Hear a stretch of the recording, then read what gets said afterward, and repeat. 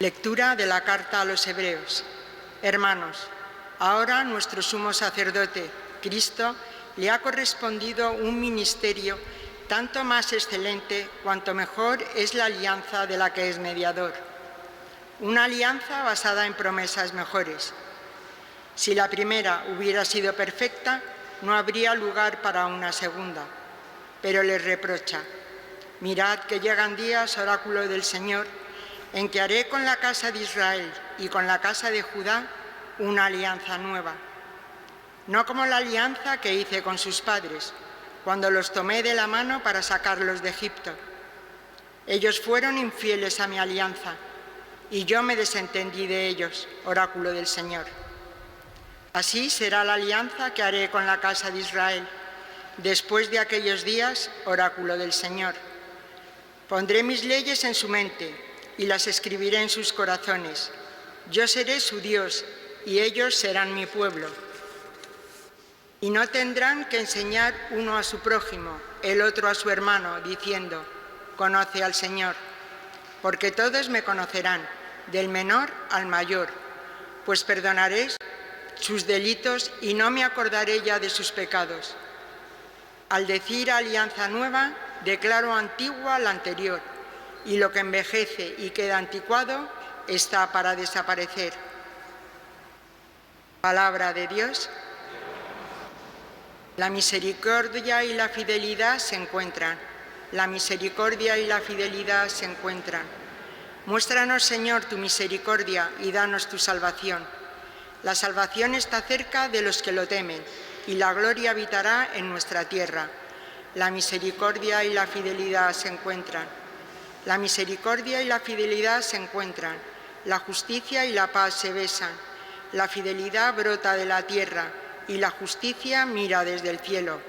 La misericordia y la fidelidad se encuentran. El Señor nos dará la lluvia y nuestra tierra dará su fruto. La justicia marchará ante él y sus pasos señalarán el camino. La misericordia y la fidelidad se encuentran. Aleluya, aleluya, aleluya. Dios estaba en Cristo reconciliando al mundo consigo y ha puesto en nosotros el mensaje de la reconciliación. Aleluya, aleluya, aleluya, aleluya.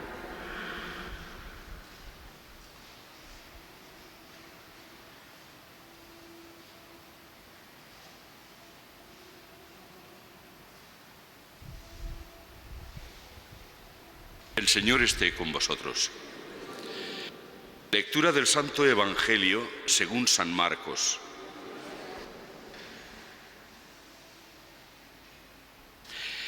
En aquel tiempo Jesús subió al monte, llamó a los que quiso y se fueron con él.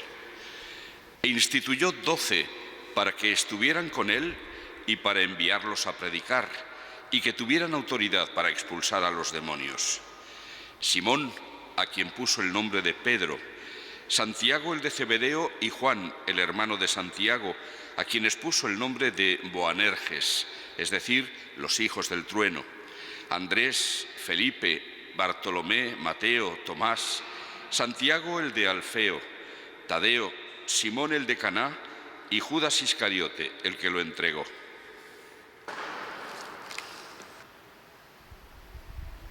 Palabra del Señor.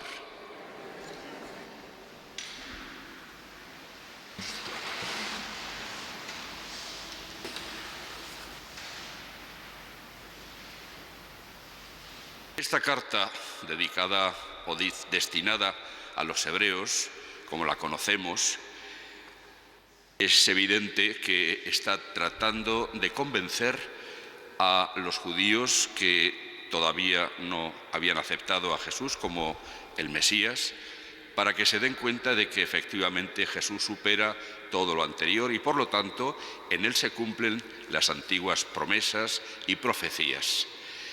Y así como ayer estuvimos escuchando cómo declara que el sumo sacerdocio de Cristo está por encima del sumo sacerdocio que tenían los judíos en el templo, hoy se centra en la nueva alianza.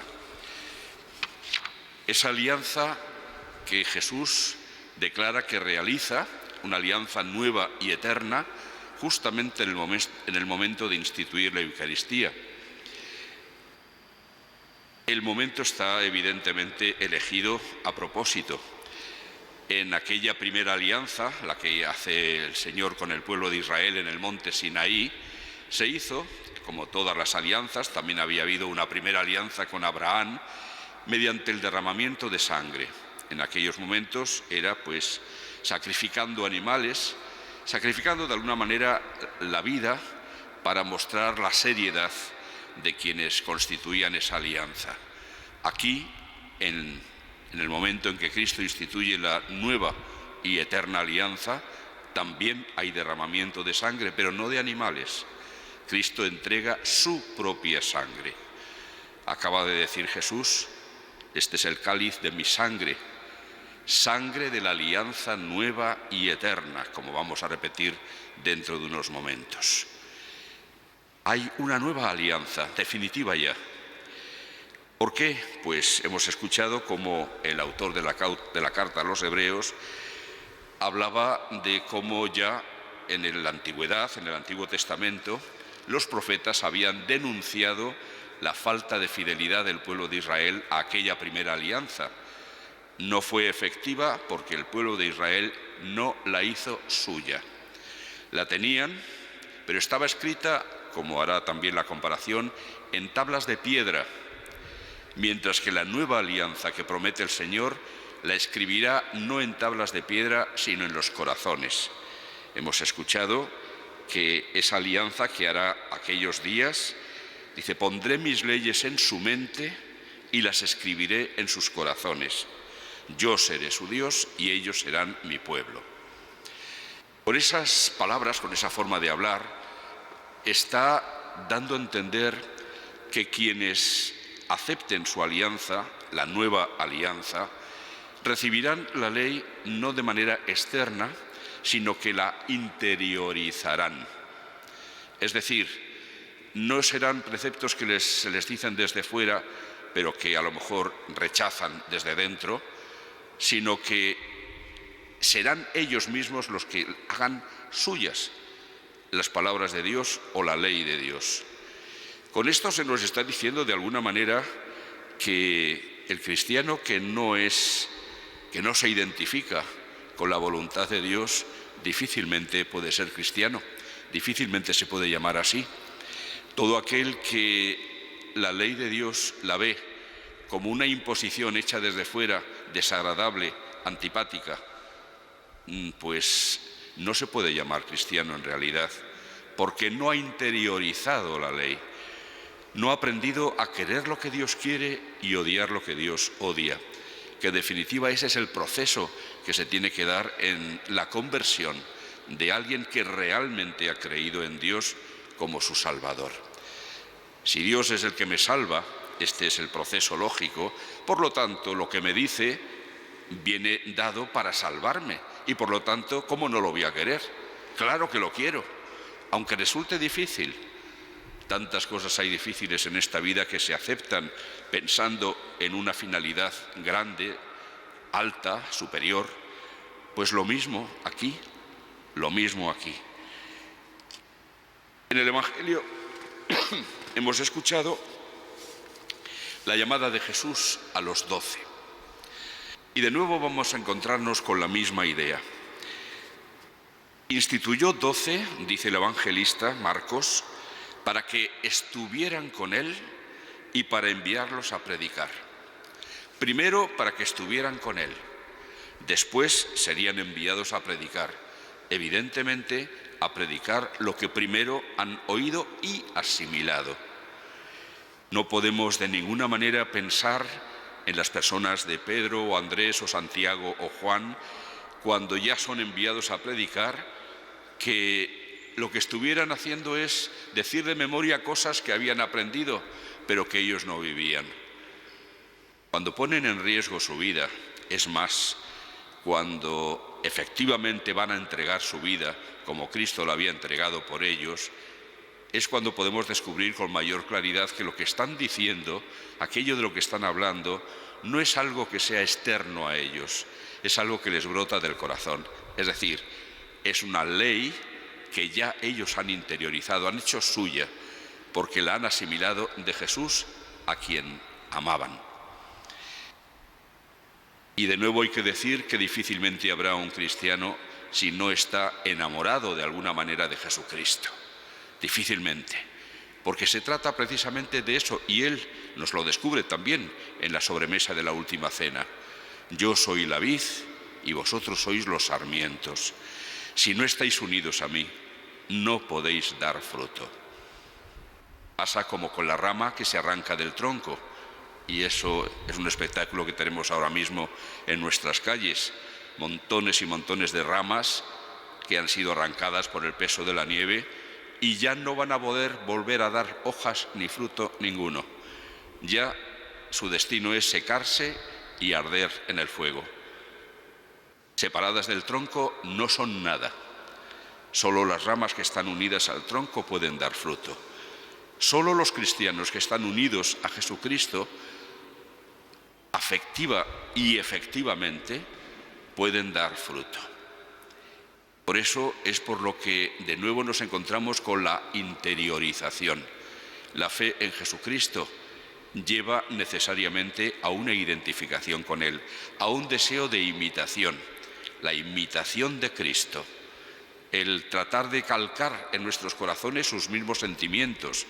Así lo pide la carta a los Efesios: tened entre vosotros los mismos sentimientos de Cristo Jesús, el cual, siendo igual a Dios, no retuvo ávidamente ese ser igual a Dios, sino que se humilló haciéndose hombre y llegó incluso hasta las heces más últimas, identificándose o siendo contado entre los criminales.